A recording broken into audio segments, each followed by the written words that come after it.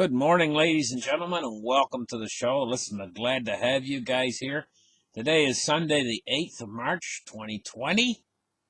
Welcome to the show. Listen, guys, there's a lot of guys out there who are saying, oh, what's the big deal over this COVID-19? You know, it's like the flu, and people are making a big fuss because this is what they're saying. They're saying people are making a big fuss. And how many people has it killed? Very few compared to the flu, which has killed a lot of people, and they're starting to play down this nothing more than like it's not like they're making a big deal about it, and it's really nothing. But I'm here to tell you guys this is a big deal. And for a lot of people, the younger crowd, people in their 30s or people in their 20s, this is sort of like the flu. I mean, they're going to get it, the disease, and when they catch it, they're going to be able to shake it off after about 3 weeks, and it's going to make them sick like the flu, similar to the flu, for an awful lot of people. But when you start to get the age progression, like over 40 and up, that's where this is different than the flu. Big time different than the flu. The mortality rate is much higher, but not emphasizing on the mortality rate so much is what's really scary is its ability to incapacitate. There's a high percentage of the people who are like over 40 who get this thing and who need hospital care because their lungs, they have difficulty breathing, their lungs fill up with fluid, and they get a pneumonia from this, And now, if they receive hospital care, a lot of them will recover. But this is a high percentage. It's hard to put our finger on exactly what the percentage of people who need hospital care are that are over 40, but it's looking like it's probably somewhere between 5% and 20%. Probably over 10%. This disease doesn't seem to strike evenly. Some countries get a higher death rate and a higher amount of people who are who need hospital care, and other countries seem to get not quite as bad. Like, in South Korea, the death rate isn't as high as it is in Italy, for instance. So it's hard to put a number on exactly on this thing, and nail it exactly down.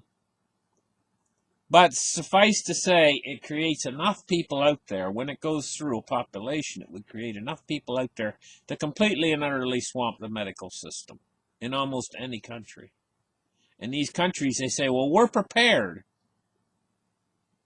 Well, let's just take a look at the numbers, shall we? Say the United States, for instance, has 42 million people over the age of 65 who are on Medicare. Over the age of 65, 42 million people.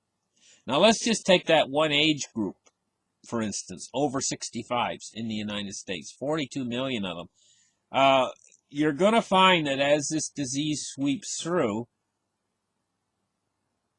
that it's going to, as it infects these people, you're going to find that the percentage of these over 65 group that needs medical care, urgent assistance, hospitalization, and so on, you're going to find that number is going to be rather high. It's going to be probably like in the order of 10%. Let's say 10% would be very conservative.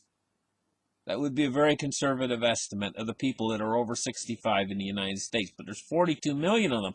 So 10% would mean 4.2 million. Now that's just in that age category.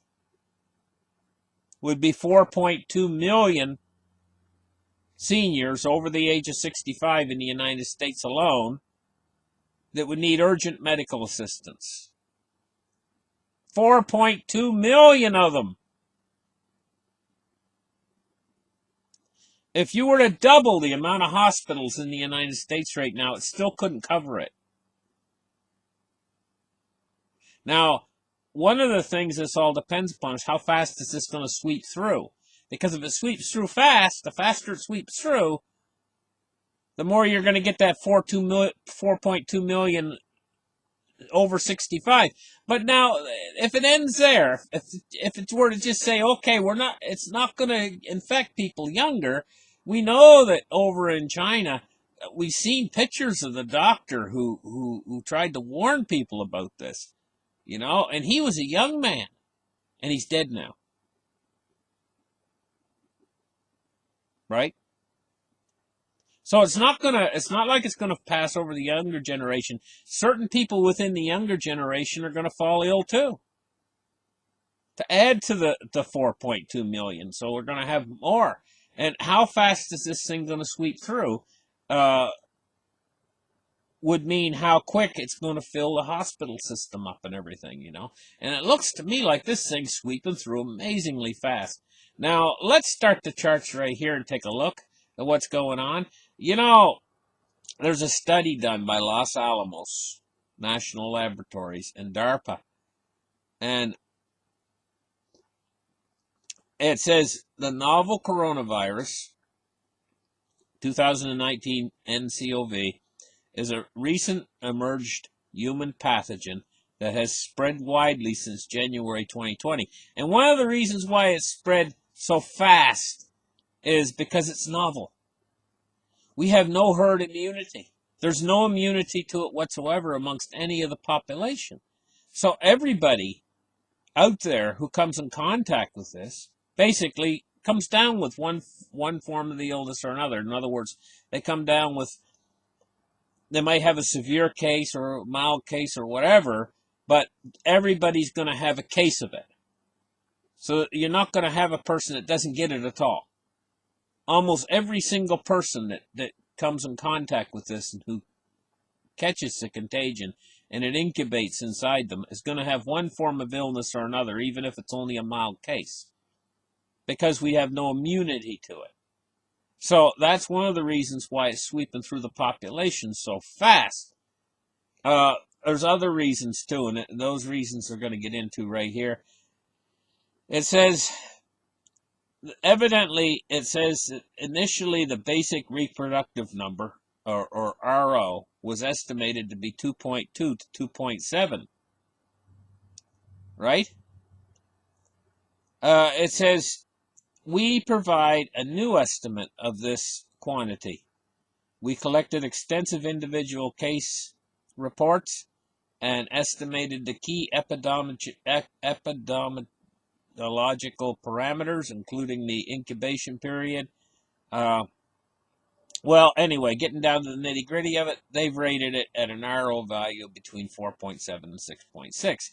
Now, this is coming from Los Alamos National Laboratories and DARPA, and this is coming from the experts, in this subject, and they're estimating it to be likely between 4.7 and 6.6. So, I think the RO estimates of 2.2 to 2.7 is what the virus is basically doing with all of their efforts to try to stop it, to slow it down. We've seen these efforts, and we've still seen it spread exponentially. The only real change here is this number that they're giving it between 4.7 and 6.6 is basically if you didn't do anything to try to stop it, if you just let it go, just let the virus, don't try to quarantine people. And every time you do one of these efforts, like you quarantine people or you bring down that RO value. So they're estimating, what would the RO value basically be if the virus could just spread, And it's between 4.7 and 6.6, which sounds reasonable to me when you consider how quickly this thing can spread through say a prison, or how quick it can spread through a cruise ship, or how quick it can spread through a nursing facility. It seems reasonable to me that the RO value is probably between 4.7 and 6.6, like they say. But when they start imposing quarantines and they make everybody stay in their houses like they did over in China, then your RO value can drop down to like still 2.2 to 2.7. Now, the Chinese, they've dropped that RO value down, probably getting it down close to 1 because it's not spreading very fast now in China anymore. But the Chinese are enforcing their people to stay in. There's no economic activity whatsoever. And how long can those people stay in their homes and not leave their homes before they finally have to come out for food or come out for something? And then your RO value is going to pick back up again. And so it's not over for China, because even though they've knocked this back by bringing the RO value down, by making everybody stay inside their houses so that they can't transmit the disease, still people have to come out for food. They have to come out at a certain point, and as soon as the Chinese start coming back out of their houses, that one person that might still have it's going to reinfect others, and it'll start to spread again in China. And so all of these efforts to slow this virus down are slowing the system down economically. And at a certain point, if you slow the system down too much economically, what will happen is people lose their support to live. I mean, you have to go to your job to make money. Can't go to your job to make money, you slow the virus down. But yeah, ultimately, in the end, if you get too much of this going on, the system will start to collapse. And once the system starts to collapse, this is what provides our food for all of us worldwide, is the system, and you can't go more than 40 days without food, or you'll die from that too, So this is a delicate balance that they walk, to keep the disease from spreading, but the thing is it doesn't seem to be working. It's spreading anyway, albeit a little bit slower than it would spread. This is a desperate situation that we're caught in right now in the world. Let's take a look at this right here.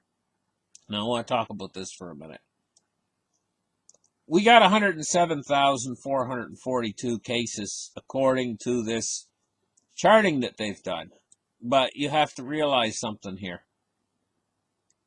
You cannot keep a tally, and that's what this is. They're keeping tally of the amount of cases. You cannot keep a tally after the point where the disease is moving faster than the people's ability to test and the people's ability to keep the tally. In other words, the disease probably now at this point is progressing faster than they can do tests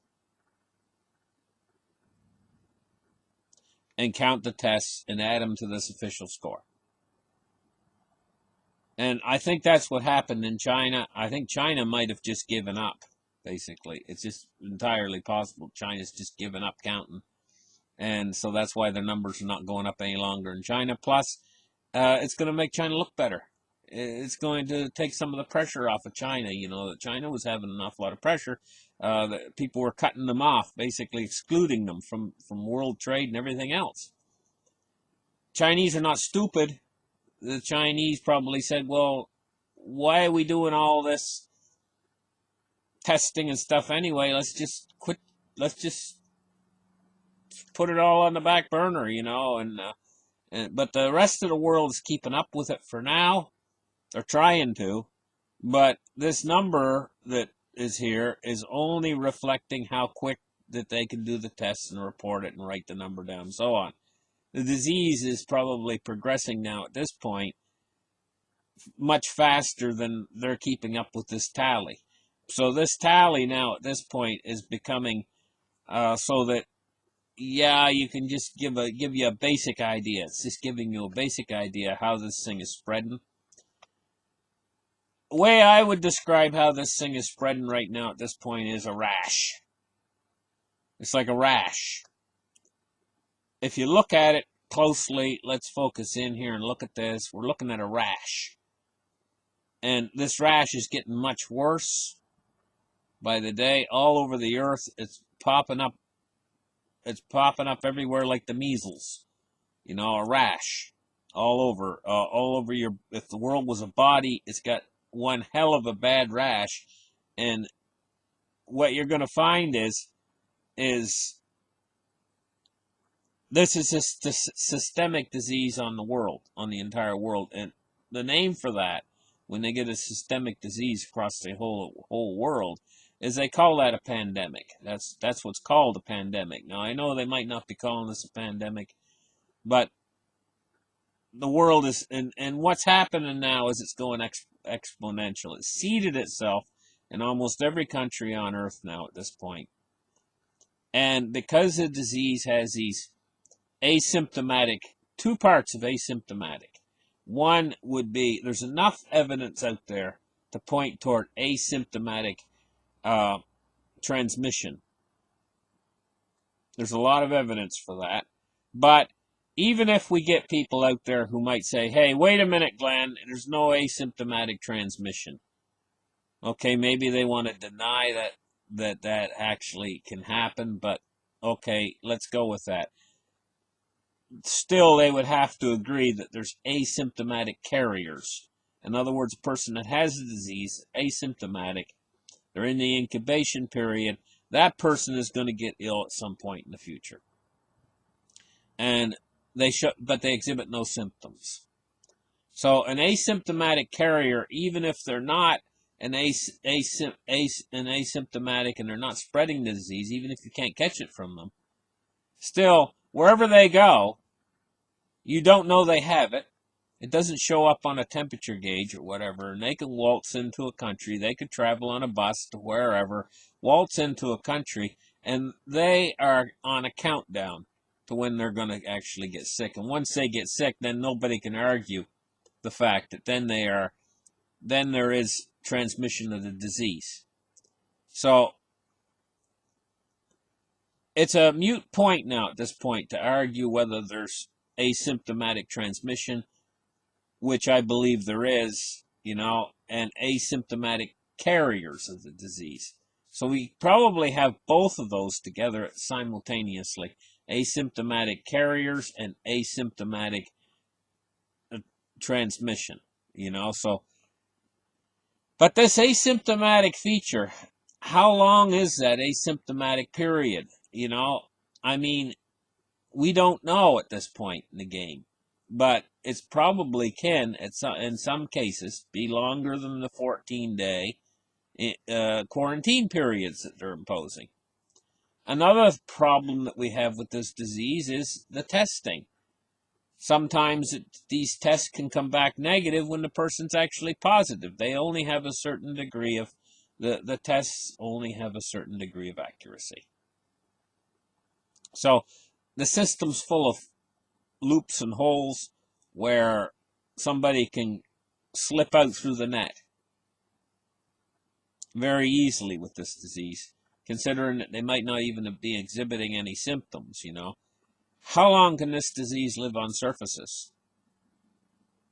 That's not completely been found out yet, but we figure it's probably longer than the flu. The flu only lives for a few hours on surfaces. This disease can possibly live days on surfaces. Extremely, extremely contagious. And that's why it's popping up everywhere.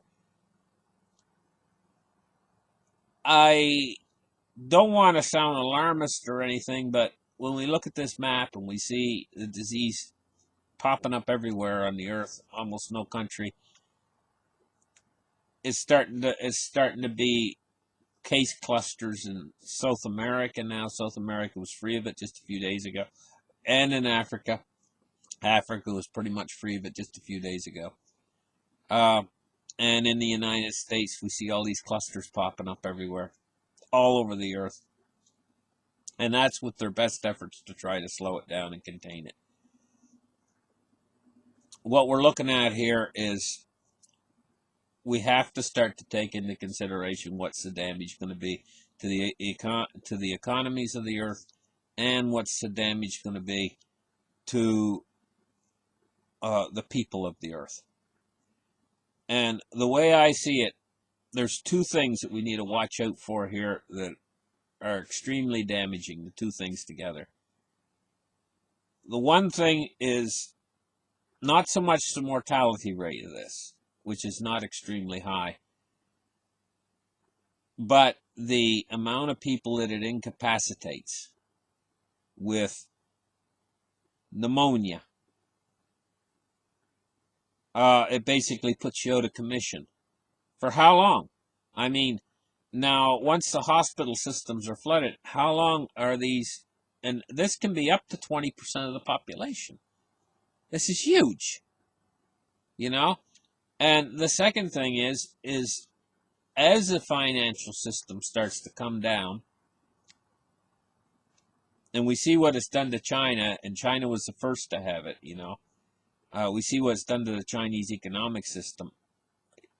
As the system starts to come down in the Western countries too, it's going to compound the problem, and it's going to be very important to keep these lines of distribution open to vital necessities. Things we use on a day-to-day basis to get us through our life. Our meal puts our meal on the table. To keep these lines open is going to become it's going to become challenging to the world's governments and stuff. We're at the initial phases of this crisis right now, and I only see it growing exponentially larger as the disease grows exponentially larger, and this is a very dangerous situation.